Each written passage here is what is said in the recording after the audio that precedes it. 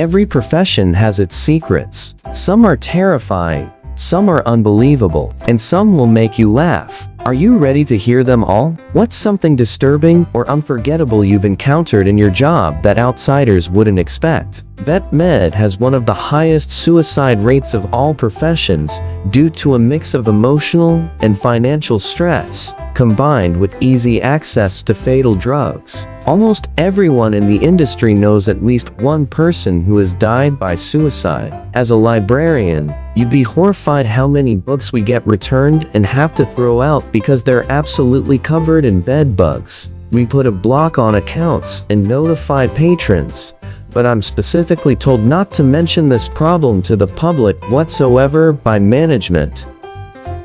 I am a surgeon, and one day, a patient woke up during surgery.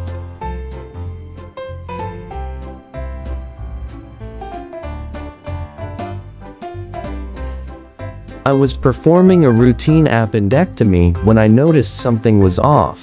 The anesthesiologist assured me that everything was fine, but suddenly, the patient's hand twitched. Then, their eyes opened. They couldn't move or scream, but I could see the sheer terror in their eyes. They were awake, but paralyzed, feeling everything. We immediately increased the anesthesia, but to this day, I wonder how much they remember.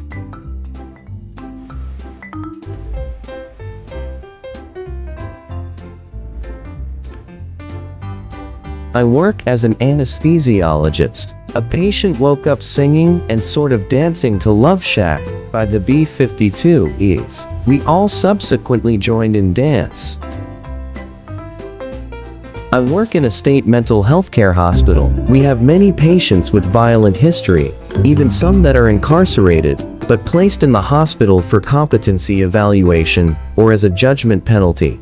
They tell many stories to new employees in orientation. One is told to emphasize the importance of observing and protecting patients in temporary restraint. Many years ago, before they had the rule of continuous one-on-one observation on restrained patients, a man was placed in a restraint chair and left alone for several minutes in a hallway. Another patient came up and decided to pull the restrained man's eyes out. I can't imagine being in that poor man's position. We have to sit in the restraint chair and be strapped down during training, so we see how it feels to be unable to move, and to emphasize the importance of fixing the straps so the patient can't harm themselves or anyone else, but also not so tight that they lose their breath or regular blood flow. When my turn came, I'm thinking about the terror that man must have felt. Unable to move, unable to escape or fight back. The only chance of help is to call for staff that you also don't trust because they just put you in this position. It's so fucked.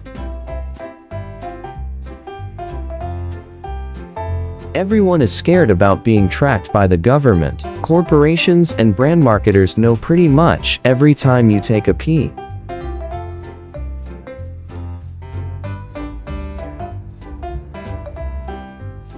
In tech, your deleted data isn't really gone, it's just hiding until someone skilled enough finds it. I used to work in a grocery store on the night shift. One evening, I went to restock the freezer section when I heard soft knocking from inside the walk-in freezer. I thought it was a prank, but when I opened the door, I found an elderly woman standing there, freezing and confused. Turns out, she had dementia, wandered in, and couldn't find her way out. Had I not gone in, she could have frozen to death.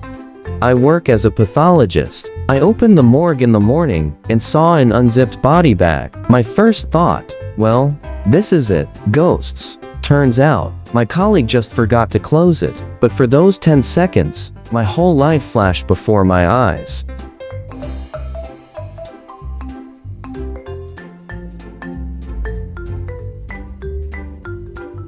During an autopsy, we were about to begin when we suddenly heard a loud snort. My colleague and I froze in terror. Did we just open a body bag for someone who was alive? Nope. Turns out, the air got trapped in the lungs, and when we moved the body, it escaped in a way that sounded exactly like snoring. I still have nightmares, but now they're hilarious.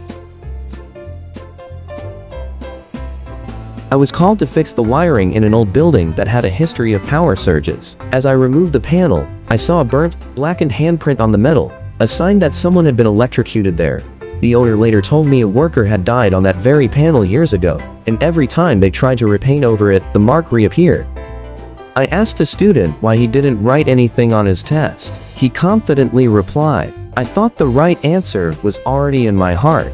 I thought, well, big fat F is already in my grade book." I ran a mid-sized company and noticed that one of my employees never showed up to meetings. His emails were always generic, and no one had seen him in person. When I checked our records, he had been on payroll for 5 years, but had never physically entered the office. Turns out, someone had created a fake employee profile, and HR had been sending a salary to a ghost for years. A sweet old lady called IT support, saying her computer wouldn't turn on. I asked if she had checked the power button. She said, "Of course, young man, I'm not stupid." 30 minutes of troubleshooting later, I asked her to unplug the computer and plug it back in. She said, "Oh, should I also plug in the power cord? Because it's been unplugged since last night." Legend says she still thinks I'm a tech genius. The guy at the restaurant ordered whatever that guy is having, so we brought him an exact copy of another customer's meal. Turns out, the guy he pointed at was eating food he had brought from home.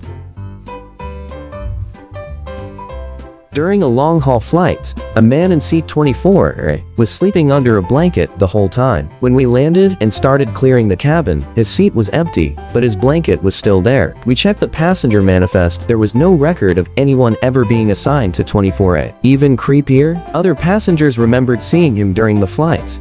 I once asked my students, "What's the capital of France?" A kid confidently shouted, "Baguette." I laughed and said, "No, but nice try." He then stood up, dramatically dropped his pencil, and whispered, "Croissant." Honestly, I gave him half a point for creativity. A dog came into the clinic limping badly. The owners were panicking. I gave him a treat and suddenly, he was completely fine. Diagnosis? Very smart dog.